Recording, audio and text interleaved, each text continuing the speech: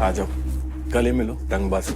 उसने अपनी गलती मान ली। क्या हुआ क्या है? It's okay. So I'm having a conversation with you. Why are you giving me attitude? You are not supposed to be sorry on somebody else's behalf. Everybody's priorities are set. तो तुझे ये जबरदस्ती मुझसे अगर किसी चीज से लिए लड़ना है ना नैनदीप, I am not fighting with you. इसके चक्कर में ये तो भूल नहीं सकता ना उसने मुझे क्या क्या बोला है। मैंने कैमरे के आगे इससे 1000 बार पूछ लिया कि मजाक कर लूं, इसने बोला ओके। आपने मुझे 10 चीज बोली है। मैं रुका नहीं। नहीं रुका। I didn't want to have this conversation and insult myself all that. But he has not done any wrong. I am wrong. Okay, Arjun, I'm done. Enough. My God, अरे बाप रे।